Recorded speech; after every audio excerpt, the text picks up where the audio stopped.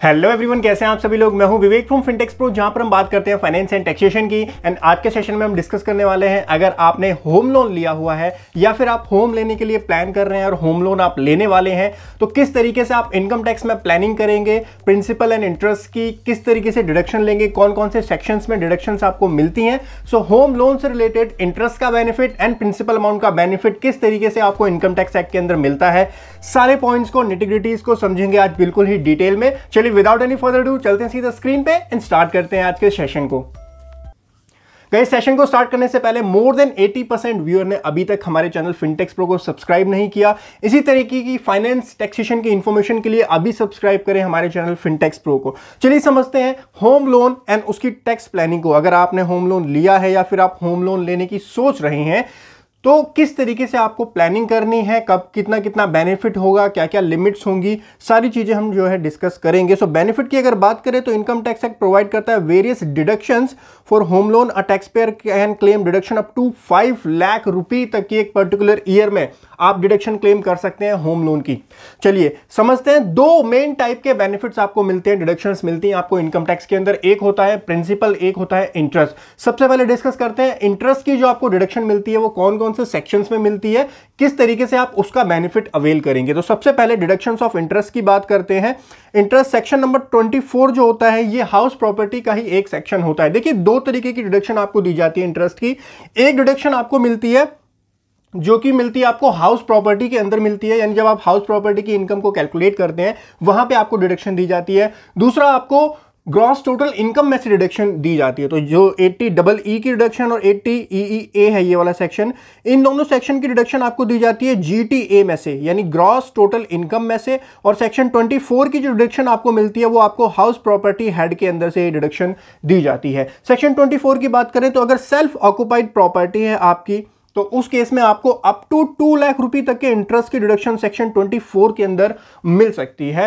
यानी आपको देखना पड़ेगा एक्चुअल इंटरेस्ट कितना है। अगर आपका एक्चुअल इंटरेस्ट पूरे ईयर का 1,50,000 है, वैसे जनरली अगर मैं बात करूं तो इनिशियल ईयर्स जो होते हैं आपके, वहां पे आपका इंटरेस्ट कंपोनेंट काफी ज्यादा होता है। इसके लिए आपको जो एक स्टेटमेंट चाहिए होती है, एक सर्टिफिकेट चाहिए होता है, इंटरेस्ट सर्टिफिकेट आपको चाहिए होता है। जिस बैंक से आपने जो अपना लोन करवाया वो आपको ईयरली जो है ये शेड्यूल प्रोवाइड करता है। वहां से आपको पता चलेगा कि पूरे ईयर का आपकी जो EMI देते हैं, देखिए आप तो EMI दे रहे हैं, बट EMI दो कंपोनेंट से मिलकर बनती है। One is principal, second is interest. अभी हम बात कर रहे हैं जो इंटरेस्ट वाला कंपोनेंट है उसकी रिडक्शन की हम बात कर रहे हैं। आप उस शेड्यूल के अंदर जब एक बार ध्यान से देखेंगे तो आपको एक प्रिंसिपल मिलेगा, एक इंटरेस्ट मिलेगा। सो इंटरेस्ट आपको चेक करना है। इंटरेस्ट अगर आपका for example self occupied property और इंटरेस्ट आपका 2,50,000 आता है, तो उस केस में आपको ओनली 2 लाख रुपए की डिडक्शन मिलेगी सेक्शन नंबर 24 के अंदर। सेक्शन 24 के अंदर 2 लाख की डिडक्शन यहां पर मिलेगी।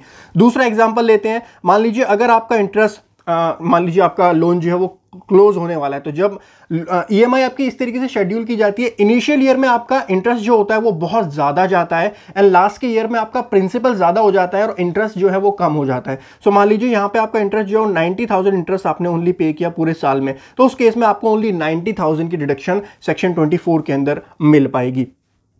फिर बात आती है कि सर सेल्फ ऑक्युपाई प्रॉपर्टी जो होती है, तो सेल्फ ऑक्युपाई प्रॉपर्टी का जो लॉस है, क्योंकि आपकी कोई इनकम तो है नहीं, रेंटल इनकम वहां से, आप वहां पर खुद ही रहते हैं, सेल्फ ऑक्युपाइड प्रॉपर्टी है, उस सिचुएशन में वो लॉस कैसे आपका एडजस्ट होता है, तो वो लॉस आपका जो है वो एडजस्ट किया जाता है, आपकी सैलरी की इनकम से भी वो एडजस्ट हो जाता है। आपके अदर हेड्स की जो इनकम होती है वहां से आपका हाउस प्रॉपर्टी का लॉस एडजस्ट हो जाता है और जो बैलेंस बचता है उसके ऊपर खाली आपको टैक्स देना होता है।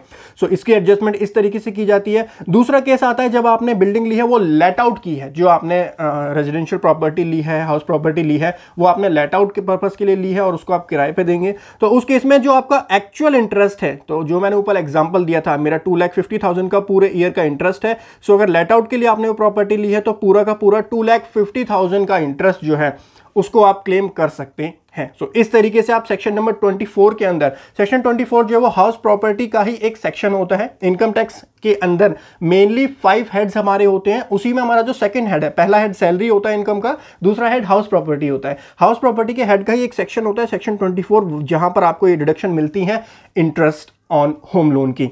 उसके बाद अगर हम बात करें सेक्शन 80EE और ये सेक्शन 80EEA हैं, ये कुछ स्पेशल सेक्शन थे, गवर्नमेंट ने जो हमारा ये इंडस्ट्री थी, जो हाउसिंग इंडस्ट्री थी, इसको बूम करने के लिए, प्रमोट करने के लिए गवर्नमेंट ने ये एडिशनल बेनिफिट यहाँ पर जो है वो इंट्रोड्यूस किए थे। तो ये जो डिडक्शन है सेक्शन 80EE और 80EE, ये आपको ग्रॉस टोटल इनकम में से मिलती है। सेक्शन 24 अभी हमने समझा, ये आपको हाउस प्रॉपर्टी में से डिडक्शन मिलती है और इसकी डिडक्शन आपको मिलती है ग्रॉस टोटल इनकम में से, जो आपकी जीटीआई जिसको हम बोलते हैं ग्रॉस टोटल इनकम, उसमें से आपको इसकी एड ऑन डिडक्शन दी जाती है, एक्स्ट्रा डिडक्शन दी जाती है। सेक्शन 24 के अलावा आपको इन सेक्शंस के अंदर डिडक्शन मिलती है, लेकिन ये स्पेशल ईयर्स के लिए ही आए थे, जनरली एप्लीकेबल नहीं होते। अगर आपका लोन जो है इस ईयर में सैंक्शन हुआ है, जो ईयर यहां पर मेंशन है, तभी आपको इसका बेनिफिट मिलेगा। सबसे पहले समझते हैं 80EE। सो 80EE जो आया था वो हमारा 16-17 के लिए आया था, यानी 1 अप्रैल 2016 से 31 मार्च 2017 तक अगर आपका लोन सैंक्शन हुआ है और प्रॉपर्टी की value up to 50 lakh rupees है, तो आपको ध्यान होगा गवर्नमेंट का एक ऑब्जेक्टिव था अफोर्डेबल हाउसिंग स्कीम के 2022 तक सबके पास घर होगा। उसी स्कीम के अंदर जो है ये 2 एडिशनल बेनिफिट जो है गवर्नमेंट ने ऐड किए थे। तो 16-17 के अंदर आपका लोन सैंक्शन होना चाहिए, आपकी जो प्रॉपर्टी की वैल्यू है वो अप टू 50 लाख रुपीस होनी चाहिए, आपकी लोन की value up to 35 lakh rupees होनी चाहिए, आपका फर्स्ट हाउस होना चाहिए, क्योंकि गवर्नमेंट यहां पर प्रमोट करना चाहती थी कि सबके लिए एक घर हो। उसी ऑब्जेक्टिव को ध्यान में रखते हुए ये सेक्शन इनकम टैक्स के अंदर डाला गया था। और यहां पर आपको एड ऑन डिडक्शन मिलती है। एड ऑन डिडक्शन का मतलब ये होता है कि लेट सपोज मेरा जो है 2 लाख रुपीस का इंटरेस्ट था पूरे ईयर का, तो 2 लाख का इंटरेस्ट मैंने सेक्शन 24 में भी क्लेम कर लिया, और उसके बाद आप एड ऑन इंटरेस्ट 50,000 का इंटरेस्ट आप यहां पर भी क्लेम कर सकते हो। 80EE के अंदर भी आप ये इंटरेस्ट क्लेम कर सकते हो। कोई भी यहां पर रिस्ट्रिक्शन नहीं लगाई गई है कि अगर आपने यहां पर क्लेम कर लिया तो आप दोबारा से क्लेम नहीं कर सकते हो यहां पर। तो ये एड ऑन बेनिफिट आपको दिया जाता है। अगर आप ये कंडीशंस लेकिन थोड़ी सी आपको चेक करनी होती है। अगर आप इन कंडीशंस को सेटिस्फाई कर देते हैं, आपका फर्स्ट हाउस है, लोन वैल्यू 35 लाख, हाउस की वैल्यू 50 लाख रुपीस, और आपका लोन सैंक्शन हुआ है 16-17 में, उस सिचुएशन में आपको ये 50,000 का बेनिफिट जो है एडिशनल 80EE के अंदर मिल जाता है। इसी तरीके की एक स्कीम गवर्नमेंट ने ये जो है 2017 31 मार्च 2017 को ये खत्म हो गई थी। उसके बाद 2019 से लेकर 2022 तक दोबारा से गवर्नमेंट एक सेक्शन लेकर के आई 80EEA।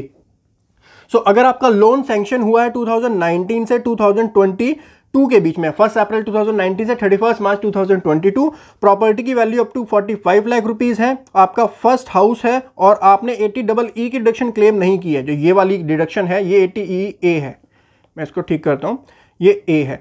सो अगर आपने ये डिडक्शन क्लेम नहीं किया तो आप 80EA के अंदर अप टू 1.5 लाख यानी 1,50,000 रुपए की एडिशनल इंटरेस्ट की डिडक्शन यहां पर क्लेम कर सकते हैं। यहां पर भी सेम पॉइंट है, आप 24 की भी कर सकते हैं क्लेम। एड ऑन डिडक्शन आपको मिल जाएगी यहां पर 80EA की, प्रोवाइडेड दैट आप ये सारी कंडीशंस सेटिस्फाई करते हैं। उस सिचुएशन में आपको 80EA के अंदर 1,50,000 रुपए की एड ऑन एडिशनल डिडक्शन जो है वो यहां पर दे दी जाती है। सो इंटरेस्ट से रिलेटेड ये 3 मेन सेक्शन है जो कि हमारे आज की डेट में एप्लीकेबल हैं। अब आप कहेंगे सर एप्लीकेबल कैसे हैं, ये वाला तो पुराना हो गया। देखिए, अगर आपका लोन 2016 में सैंक्शन हुआ था तो उसका इंटरेस्ट तो आप 2022 में भी दोगे ऑब्वियसली। 21-22 जो हमारा लास्ट प्रीवियस ईयर है उसमें भी आपने इंटरेस्ट दिया होगा।